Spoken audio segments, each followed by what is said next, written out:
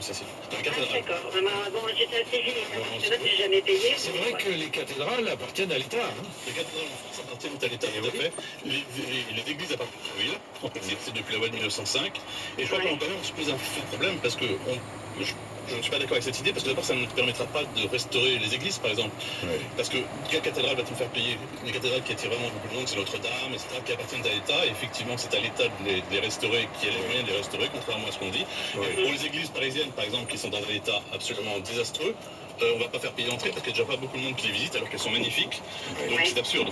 Vous avez raison, elles sont magnifiques. C'est vrai Ah qu'il oui, y a des... plein de petites églises Mais bien sûr, mais à Paris, même ailleurs, Nous sommes dans le notre pays, 18 11 2017, c'est la 5h22.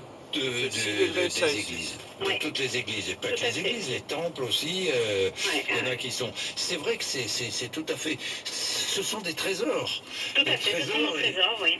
Et quand on dit qu'on n'a pas l'argent pour restaurer, et ça, heureusement, sur ce point-là, je ne suis pas non plus d'accord avec ce qu'a dit Stéphane Bern, puisque le ministère de la Culture, c'est 10 milliards d'euros. 10 milliards d'euros. Savez-vous combien on dépense par année pour les monuments historiques? 300 millions. 3% du budget de la culture.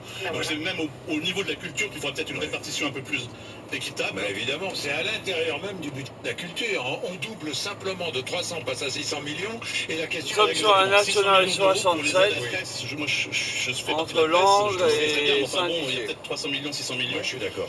3,9 milliards pour l'audiovisuel public. 3,9 milliards. Mais je suis totalement, mais alors là, mais Stéphane Bern ne sera peut-être pas d'accord avec ça. Oui, Cela dit, j'avais un auditeur qui faisait la remarque très simple. Les propriétaires de châteaux, pour l'entretien des châteaux, font payer l'entrée, des visites, et il y a toujours plein de ça visiteurs, c'est plein de vrai, touristes qui y vont. remarquez, c'est une bonne remarque. C'est un patrimoine privé et Oui, bien qu'il voilà. soit aidé par l'État, il se saigne aux 80. Et là, je suis en revanche complètement d'accord avec Stéphane Bern sur le fait que les propriétaires de châteaux ne sont pas des rupins, c'est des gens qui se saignent. Moi, je ne serais incapable de le faire parce que je n'aurais pas le courage de le faire.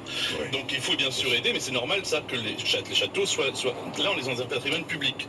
On paye beaucoup d'impôts et c'est normal. Mais il est normal aussi qu'en échange, il y ait un petit peu d'entretien du patrimoine public. Encore une fois, ça n'appartient pas à l'Église. En 1905, ça a été bien précisé, ça appartient à l'État et aux villes. Et encore une fois, ça ne sera pas une solution de faire payer Notre-Dame pour restaurer les églises de France.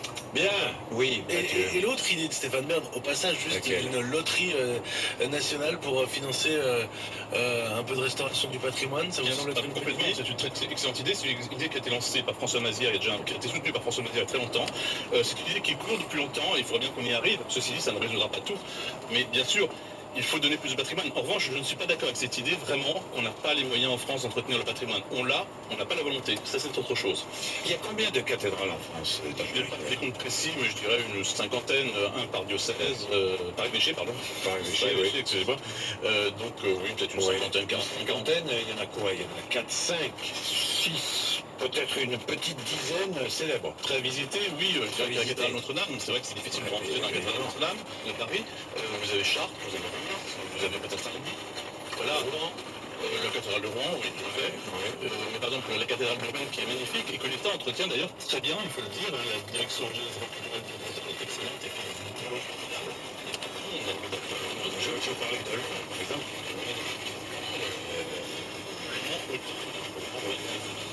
Il y a assez peu de visiteurs. Donc, bon, faire payer, ça c'est formidable. Cette idée, comme le faisait remarquer à juste raison Mathieu Müller, c'est l'idée d'un politique. On a besoin d'aller chercher quelqu'un en dehors de la politique pour trouver une idée d'un politique. C'est classique, on fait payer. Je ne sais pas, remarqué. Si on réfléchit qu'on aboutit sur une taxe, c'est qu'on n'a pas besoin de Je ne veux pas trop attaquer Stéphane Bern, Il ne s'agit pas d'attaquer, mais il s'agit de dire les choses, quoi, ce qu'on pense. C'est-à-dire que, en fait, effectivement, ça n'est pas forcément une bonne idée. Il y a d'autres bonnes idées. Je crois que, quand même, c'est un peu se défausser. C'est l'État, c'est le ministère de la Culture qui se défausse pour dire on n'a plus l'argent, on n'a plus les moyens. Et je refuse, encore une fois, cette idée. Le ministère de la Culture, objectivement, est assez absent actuellement. Et continue cette politique qui dit on n'a pas d'argent, on peut rien faire, donc on va prendre un ersatz, un pansement sur une jambe de bois. Et franchement, la situation du patrimoine français est dramatique. Et ça, Stéphane Bern l'a bien dit. Et il faut quand même le prendre en compte. Merci Didier Rickner d'être venu nous voir. Je vous rappelle que vous êtes directeur de la rédaction du site internet La Tribune de l'Art. RMC, le meilleur de Bourdin Direct.